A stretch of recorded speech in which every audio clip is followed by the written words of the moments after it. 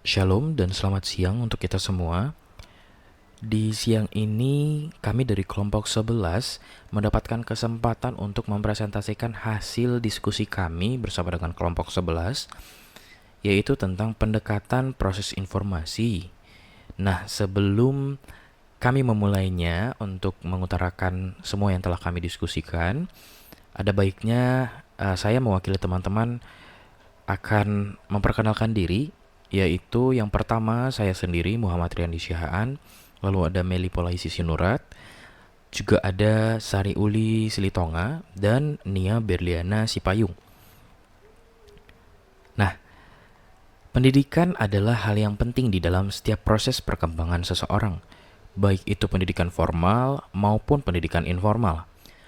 Pada mata kuliah psikologi pendidikan ini, seperti yang sudah saya utarakan tadi, bahwa kami akan membawakan materi tentang pendekatan proses informasi.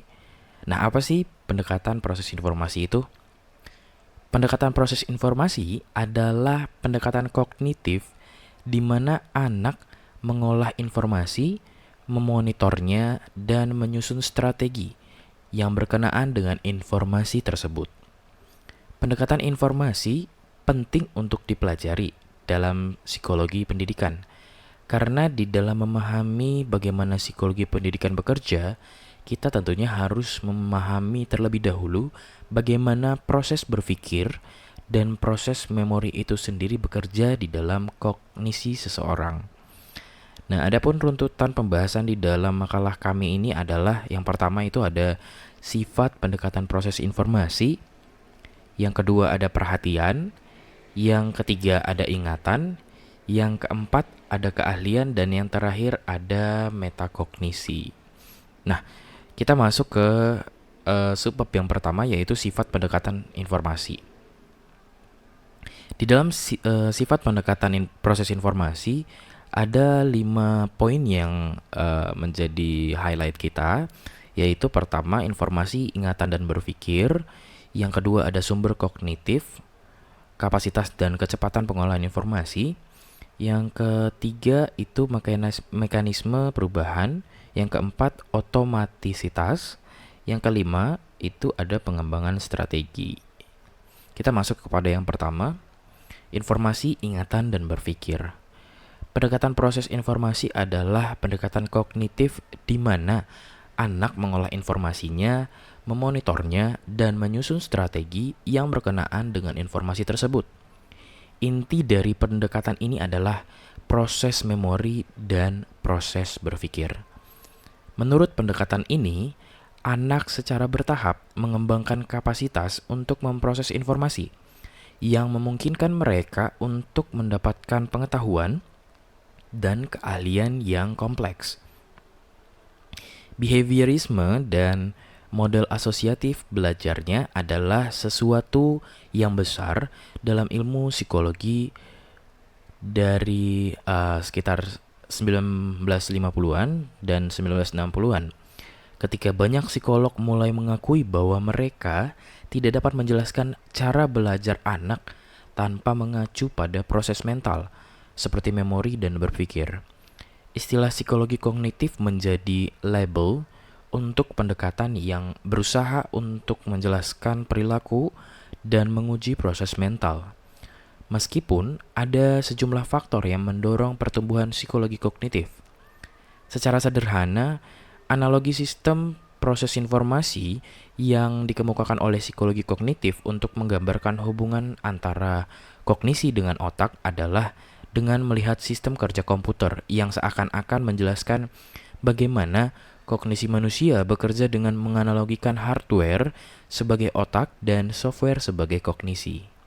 Nah, yang kedua, itu ada sumber kognitif, kapasitas dan kecepatan pengolahan informasi. Kemampuan pengolahan informasi pada anak meningkat sejalan dengan bertumbuh dan berkembangnya anak itu sendiri. Dan hal itu dipengaruhi oleh kenaikan kapasitas dan kecepatan pemrosesannya. Kedua karakteristik kapasitas dan kecepatan ini sering disebut dengan sumber daya kognitif dan memiliki pengaruh penting pada memori dan pemecahan masalah. Keadaan dan pengalaman memberikan kontribusi terhadap pertumbuhan sumber kognitif. Itu pendapat dari George Clune 2011. Kecepatan pemrosesan informasi sering mempengaruhi apa yang dapat mereka lakukan dengan informasi tersebut. Nah, kecepatan anak dalam memproses informasi terkait dengan kompetensi mereka dalam berpikir, umumnya proses yang cepat dihubungkan dengan kinerja yang baik pada tugas-tugas kognitif. Namun, beberapa kompetensi untuk kecepatan proses yang lebih lambat dapat dicapai melalui strategi yang efektif. Teori belajar kognitif lebih mementingkan proses belajar daripada hasil belajar. Belajar tidak sekedar melibatkan antara stimulus dan respon,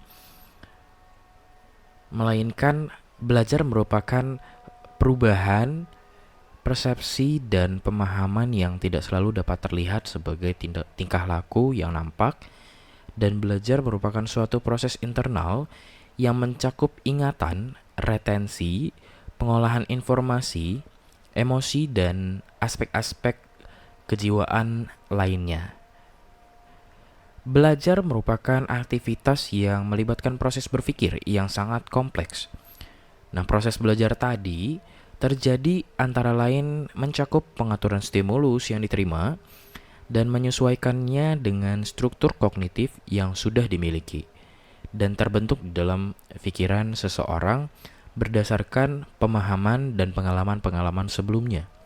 Selain itu, teori kognitif mengatakan bahwa tingkah laku seseorang ditentukan oleh persepsi serta pemahamannya tentang situasi yang berhubungan dengan tujuan belajarnya. Nah, kita masuk kepada yang ketiga, mekanisme perubahan. Nah, di mekanisme perubahan ini ada 3 mekanisme yang menjadi highlight kita, yaitu menurut Robert Siegler tahun 98, bekerja sama untuk menciptakan perubahan dalam kemampuan kognitif nih. Yang pertama itu ada pengkodean atau encoding. Pengkodean adalah proses di mana informasi akan disimpan di dalam memori. Seiring berubahnya keterampilan kognisi anak, maka mereka akan mampu untuk melakukan pengkodean terhadap informasi yang relevan dan dapat mengabaikan informasi yang tidak relevan. Namun, anak membutuhkan waktu dan usaha untuk melatih pengkodean ini agar dapat melakukan pengkodean secara otomatis.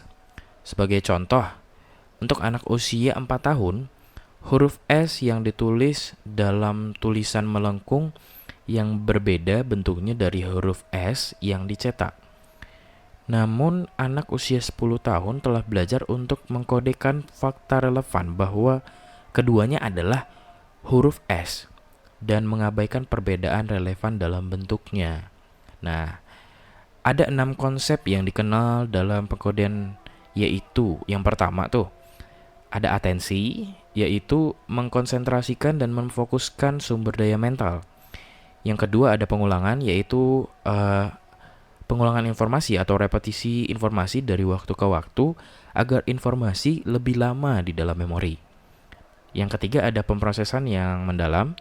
Pada bagian ini, Fergus Craig dan Robert Lockhart mengatakan bahwa kita dapat memproses informasi pada berbagai level.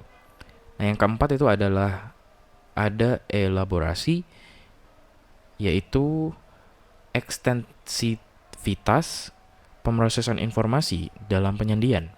Jadi saat pendidik menyajikan konsep demokrasi pada peserta didik, maka mereka akan mengingatnya dengan lebih baik jika diberikan contoh yang bagus tentang demokrasi. Nah, yang kelima, mengkonstruksi citra. Alan Paivio percaya bahwa memori disimpan melalui satu atau dua cara, yaitu sebagai kode verbal atau kode citra dan menggunakan kode mental. Sebagai contoh nih, pada saat seseorang mengkonstruksi citra berarti ia telah mengelaborasi informasi seperti menghitung jumlah jendela di rumahnya, Atau mungkin seseorang akan mengalami kesulitan saat menyebutkan jumlah jendela secara keseluruhan, tetapi ia akan mudah menjawab ketika menggunakan kode mental, yaitu mengkonstruksi citra yang ia dapat setelahnya menyebutkan jumlah jendela dengan berjalan secara mental di seluruh bagian rumahnya. Nah, yang keenam, itu ada penataan atau pengorganisasian informasi dalam kaitannya dengan penyandian pada memori. Maka hal ini akan membawa pengaruh terhadap pemahaman, dan kata lain, semakin baik seorang pendidik menata informasi dalam menyajikan materi pelajaran, maka semakin mudah peserta didik tadi untuk memahami dan mengingatnya dalam memori. Nah, selanjutnya kita akan masuk ke otomatisitas. Otomatisitas ini mengacu pada kemampuan untuk memproses informasi dengan sedikit usaha atau tidak ada usaha sama sekali. Ketika pengolahan informasi menjadi lebih otomatis, kita dapat menyelesaikan tugas dengan lebih cepat dan menangani lebih dari satu tugas pada satu waktu. Itu pendapat dari Meyer di tahun 2008. Peristiwa ini terjadi karena pertambahan usia dan pengalaman individu, sehingga otomatis dalam memproses informasi, yaitu cepat dalam mendeteksi kaitan atau hubungan dari peristiwa-peristiwa yang baru tentunya, dan dengan peristiwa yang sudah pernah terjadi atau sudah tersimpan pada memori, dan akhirnya akan menemukan ide atau pengetahuan baru dari setiap kejadian. Selanjutnya kita akan masuk ke pengembangan strategi atau strategy construction. Pengembangan strategi adalah penciptaan prosedur baru untuk memproses informasi. Dalam hal ini, Ziegler menyatakan bahwa anak perlu menyandikan informasi kunci untuk suatu problem dan mengkoordinasikan informasi tersebut dengan pengetahuan sebelumnya yang relevan untuk memecahkan masalah.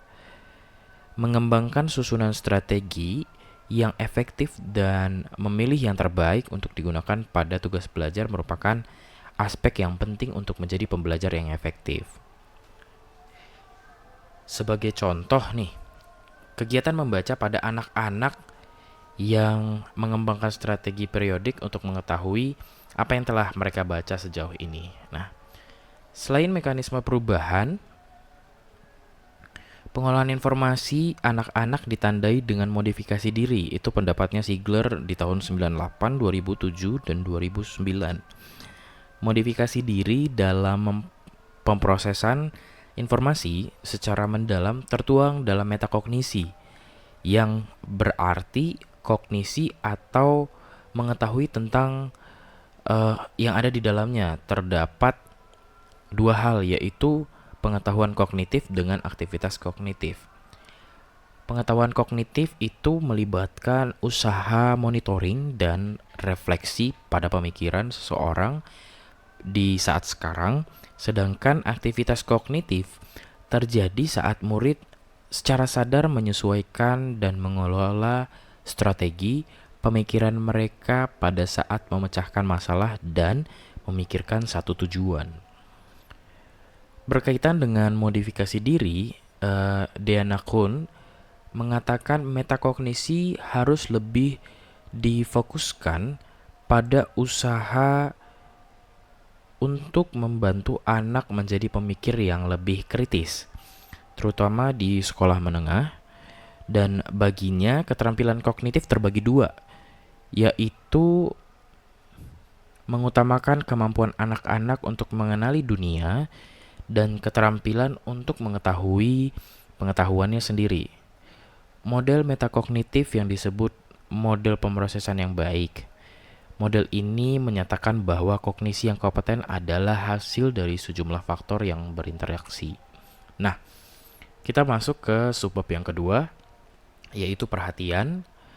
Nah, pengertian perhatian ini di dalam psikologi dapat diartikan sebagai satu reaksi yang dilakukan oleh organisme dan kesadaran seseorang. Perhatian adalah pemusatan sumber daya mental, dan perhatian merupakan salah satu subjek kajian dalam psikologi. Karena Sebuah informasi akan diolah terlebih dahulu harus melalui perhatian. Perhatian atau attention adalah proses konsentrasi pemikiran atau pemusatan aktivitas mental.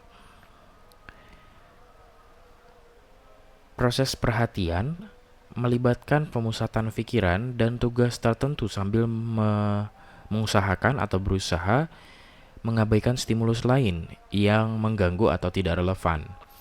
Para ahli psikologi membagi perhatian ini ke dalam beberapa tipe. Nah, yang pertama itu ada perhatian selektif. Perhatian selektif adalah berkonsentrasi pada aspek spesifik dari pengalaman yang relevan dan mengabaikan pengalaman yang tidak relevan. Berkonsentrasi pada satu suara di antara suara-suara lain di dalam satu ruangan yang berisik atau bising atau restoran yang ramai merupakan contoh perhatian selektif. Nah, ketika kita sedang berkonsentrasi pada jari-jari kaki, kita sedang melakukan perhatian selektif. Nah, yang kedua, perhatian terbagi. Perhatian terbagi adalah konsentrasi pada beberapa aktivitas secara bersamaan. Jika kita pernah mendengarkan musik atau televisi sambil membaca makalah, nah ini bisa disebut sebagai perhatian terbagi, begitu. Yang selanjutnya itu adalah perhatian berkelanjutan. Perhatian berkelanjutan adalah kesiapan mendeteksi dan merespon perubahan-perubahan kecil yang terjadi secara acak di lingkungan. Perhatian terus-menerus juga disebut kewaspadaan. Sebagai contoh, ketika membaca buku dari awal sampai akhir tanpa ada gangguan. Nah, yang keempat, perhatian eksekutif. Perhatian eksekutif mencakup perencanaan tindakan, mengalokasikan perhatian pada tujuan, deteksi kesalahan dan kompensasi, memantau kemajuan pada tugas-tugas, dan berurusan dengan kondisi yang baru atau sulit. Sebagai contoh, secara efektif menyebarkan perhatian agar terlibat dalam tugas-tugas kognitif saat menulis makalah sebanyak 10 halaman dalam makalah. Nah, salah satu faktor penyebab perhatian terbagi pada anak-anak atau remaja adalah multitasking, yaitu melibatkan tidak hanya membagi perhatian antara dua kegiatan, tetapi bias melibatkan perhatian 3 atau lebih. Pengaruh paling besar dalam peningkatan multitasking adalah ketersediaan beberapa media elektronik. Banyak anak dan remaja memiliki berbagai media elektronik. Hal ini tidak biasa bagi remaja untuk secara bersamaan membagi perhatian mereka antara pekerjaan, pesan singkat, aktif di dunia maya, atau bahkan hal-hal sosial media yang lainnya. Nah, multitasking bersifat menguntungkan juga karena menghadirkan perluasan informasi bagi anak dan remaja tentunya, serta penguasaan otak untuk berbagi sumber daya pengolahan. Multitasking juga bisa mengganggu karena dapat mengalihkan perhatian dari apa yang mungkin lebih penting pada dunia nyata. Perhatian terus-menerus dan eksekutif merupakan aspek yang sangat penting dari perkembangan kognitif. Ketika anak-anak dan remaja diperlukan untuk terlibat dalam tugas-tugas yang lebih besar, yang semakin kompleks, dan yang membutuhkan jangka waktu yang lebih lama untuk diselesaikan, kemampuan mereka untuk mempertahankan perhatian sangat penting bagi keberhasilan tugas-tugasnya itu. Peningkatan perhatian eksekutif mendukung peningkatan pesat dalam kontrol penuh usaha yang diperlukan untuk secara efektif terlibat dalam tugas-tugas akademi yang kompleks.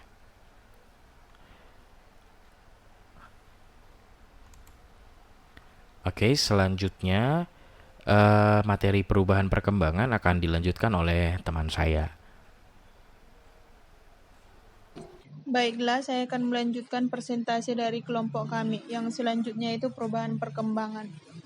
Di sini itu perubahan perkembangan itu dibagi menjadi 3 bagian.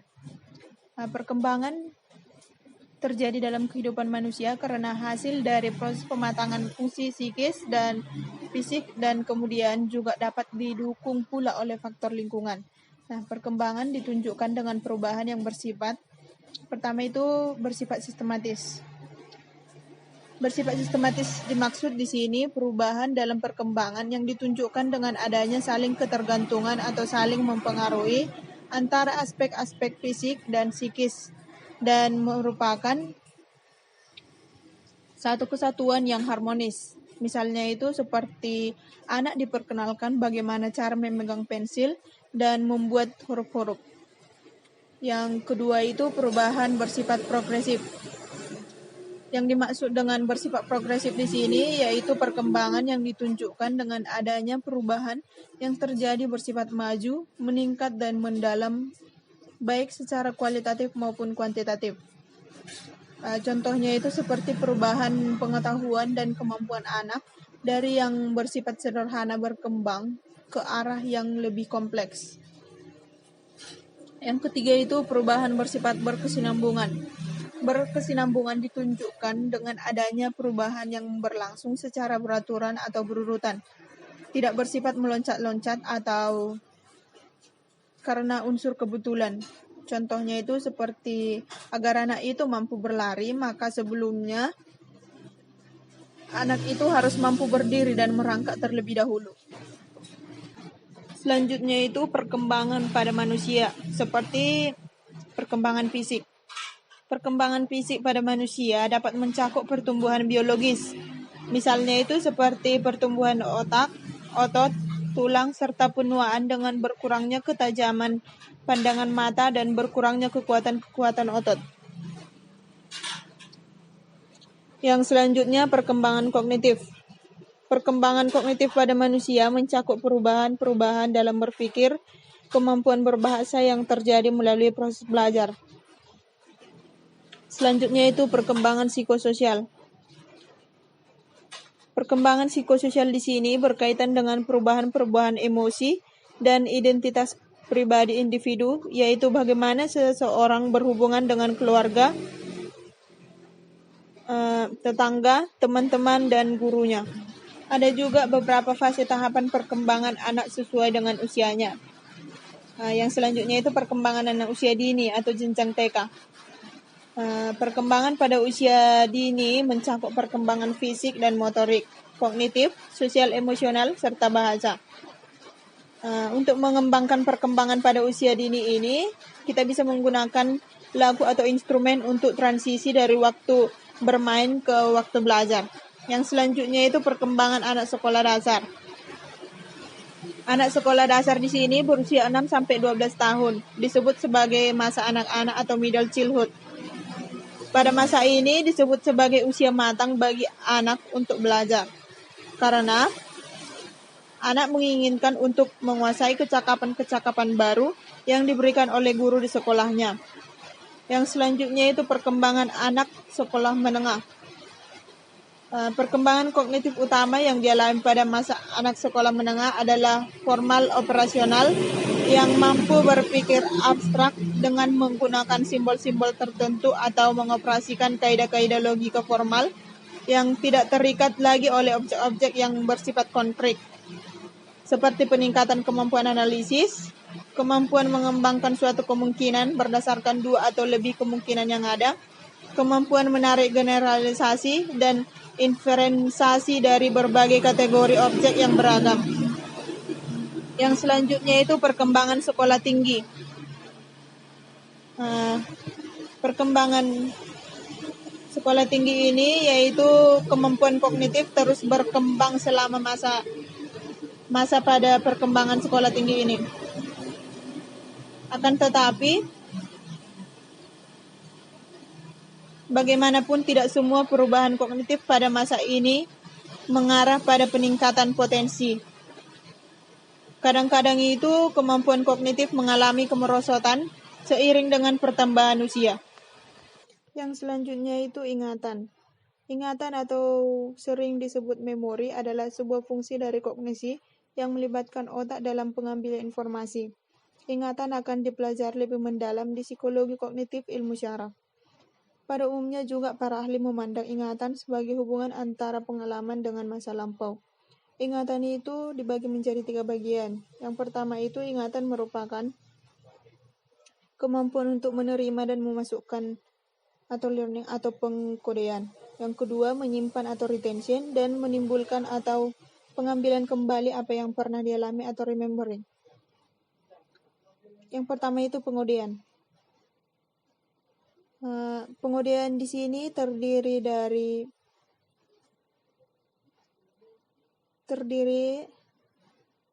atas sejumlah proses. Yang pertama itu proses latihan, yaitu pengulangan sadar informasi dari waktu ke waktu untuk meningkatkan panjang waktu yang tetap dalam memori.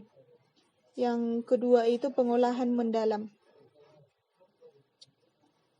yaitu pernyataan tentang tingkat teori pemrosesan menyatakan bahwa pemrosesan ingatan terjadi di kontinum dari dangkal sampai dalam. Dengan pengolahan yang lebih dalam akan menghasilkan memori yang lebih baik. Yang ketiga, elaborasi atau penguraian.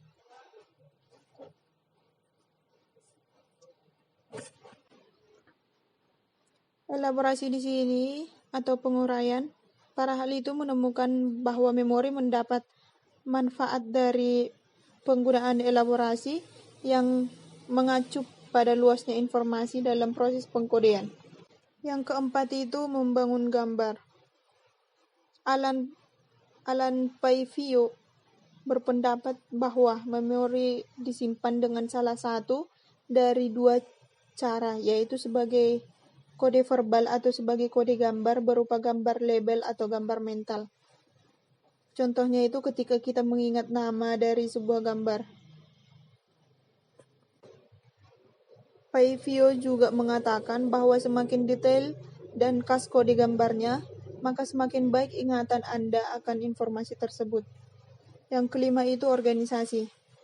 Organisasi di sini itu menyajikan informasi dengan secara terorganisasi, maka akan mudah untuk mengingatnya, terutama jika mengatur informasi secara hierarki atau garis besar.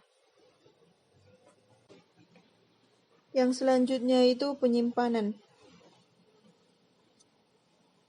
Ingatan disimpan dalam 3 sistem penyimpanan informasi, yaitu memori sensori atau sensory memory, memori jangka pendek atau short term memory, dan memori jangka panjang atau long term memory.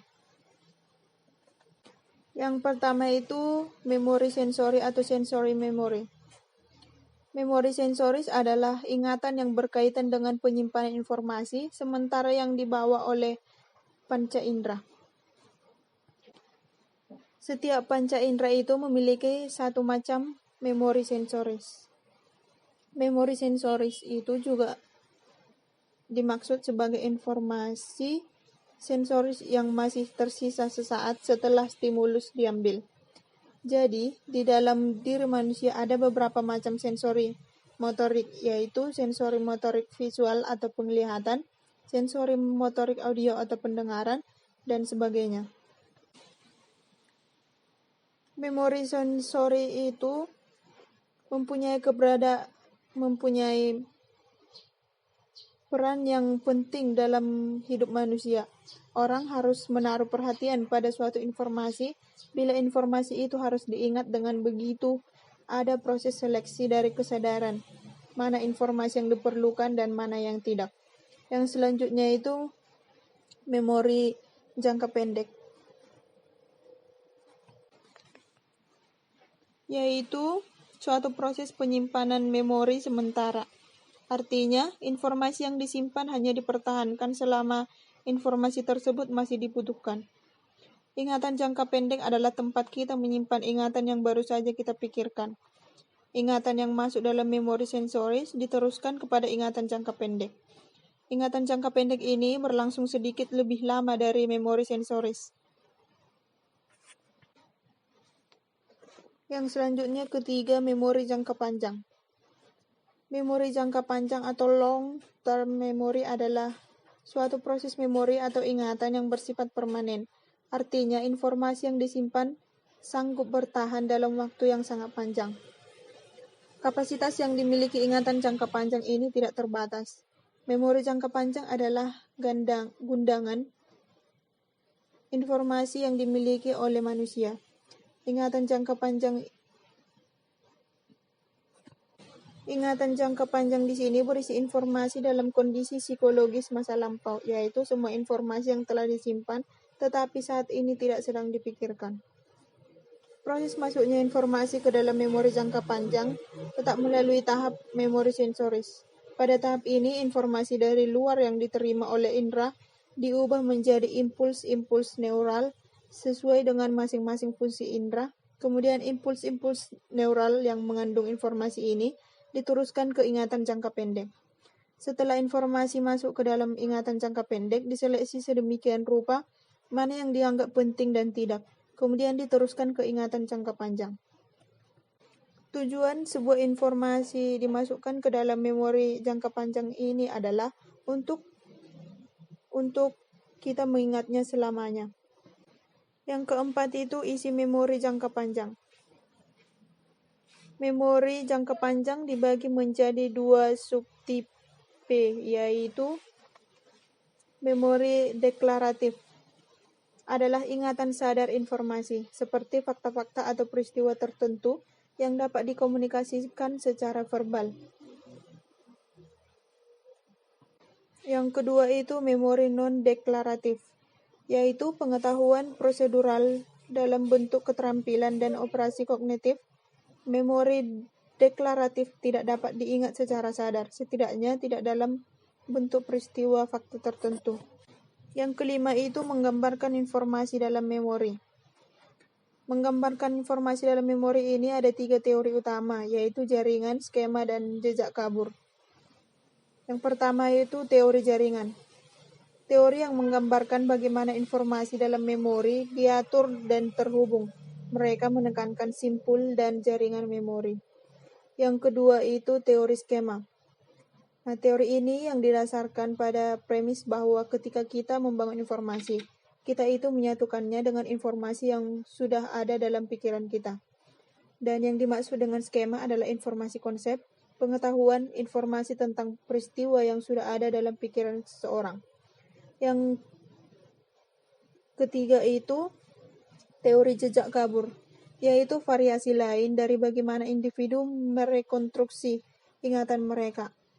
Pernyataan bahwa memori yang paling baik dipahami dengan pertimbangkan dua jenis representasi memori. Yang pertama itu jejak memori verbatim, yaitu terdiri atas rincian yang tepat. Yang kedua itu jejak kabur atau inti, yang merupakan ide sentral dari informasi. Dalam teori ini, memori anak lebih baik dikaitkan dengan jejak kabur yang dibuat dengan mengekstraksi inti dan informasi. Selanjutnya akan dilanjutkan oleh teman saya. Pengambilan adalah sifat isyarat yang digunakan seseorang untuk membangkitkan memori. Pertimbangan lain dalam memahami pengambilan adalah prinsip kekhususan pengodean, yaitu prinsip bahwa asosiasi yang terbentuk pada saat pengodean atau pembelajaran cenderung menjadi isyarat pengambilan yang efektif. Selanjutnya ada keahlian. Keahlian di sini berhubungan dengan kemampuan kita untuk mengingat informasi baru tentang subjek. Kemampuan kita untuk mengingat informasi suatu subjek bergantung apa yang telah kita ketahui. Sebagai contoh, kemampuan seorang siswa untuk menceritakan apa yang ia lihat ketika ia berelaborasi tentang bidang tertentu dibandingkan para pemula. Informasi yang mereka hadirkan dalam memori mempunyai lebih banyak titik temu, lebih banyak keterkaitan, dan organisasi hierarki yang lebih baik. Selanjutnya ada pemanggilan cepat. Pengambilan kembali informasi yang relevan dapat dilakukan dengan banyak usaha, sedikit usaha, ataupun tanpa usaha sama sekali. Para ahli mendapatkan kembali informasi dalam cara yang hampir tanpa usaha dan otomatis. Sementara para pemula mengembangkan banyak usaha untuk mendapatkan kembali informasi. Sebagai contoh, para pembaca yang sudah ahli bisa dengan cepat menandai kata-kata dari sebuah kalimat dan paragraf. Namun, kemampuan para pembaca yang masih pemula untuk mengkodekan kata-kata masih belum lancar, sehingga mereka harus mengalokasikan banyak perhatian. Selanjutnya ada keahlian adaptif. Pertanyaan penting lainnya adalah, apakah beberapa cara dalam menata pengetahuan adalah lebih baik ketimbang cara lainnya dalam rangka membantu orang lebih fleksibel dan mengadaptiskan dengan situasi baru? Ahli adaptif dapat melakukan pendekatan. Baik, saya akan melanjutkan presentasi dari teman saya, yaitu metakognisi. Pengetahuan metakognitif bisa dibedakan dari aktivitas metakognitif. Pengetahuan metakognitif melibatkan pemantauan dan refleksi pemikiran terbaru seseorang.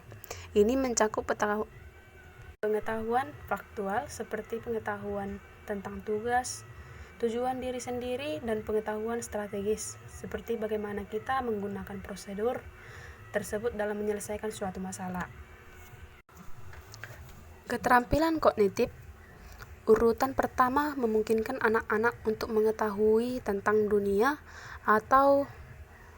dan telah merupakan fokus utama dari program pemikiran kritis. Dan keterampilan kognitif urutan kedua, keterampilan meta pengetahuan yang melibatkan pengetahuan tentang diri sendiri dan orang lain. Yang pertama ada perubahan perkembangan. Banyak studi perkembangan yang disifikasikan sebagai metakognitif memfokus pada meta memori atau pengetahuan tentang memori. Ini mencakup pengetahuan umum tentang memori, seperti pengetahuan bahwa tes pengenalan lebih mudah ketimbang tes pengingat.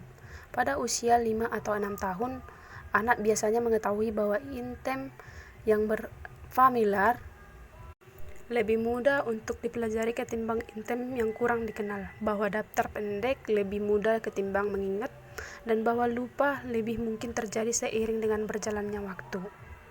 Model pemrosesan informasi yang baik. Para ahli yakin bahwa ada 3 langkah yang utama untuk menjadikan kognisi anak-anak menjadi baik, yaitu yang pertama, anak-anak diajarkan oleh orang tua atau guru untuk menggunakan strategi tertentu. Semakin sering anak-anak diberikan simulasi intelektual baik di sekolah maupun di rumah, maka memperbanyak strategi spesifik yang akan mereka temui dan mereka pelajari. Yang kedua, guru dapat menunjukkan persamaan dan perbedaan dalam banyak strategi dalam bidang tertentu seperti matematika, yang memotivasi siswa untuk melihat fitur berbagai strategi yang berbeda. Hal ini menyebabkan relasional yang lebih baik.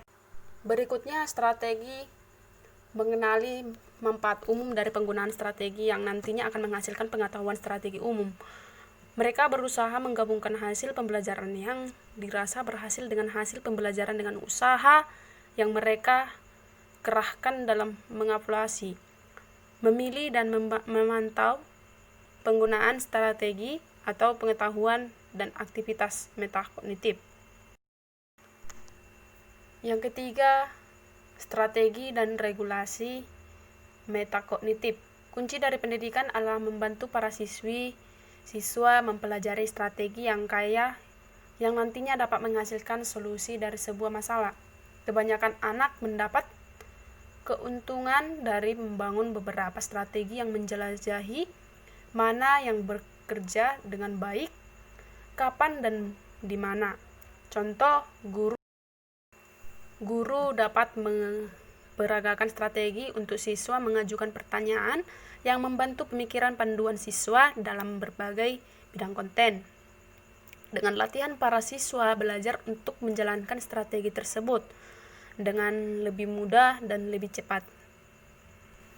Latihan berarti para siswa menggunakan strategi yang efektif secara terus-menerus sampai mereka benar-benar dapat melakukannya secara otomatis.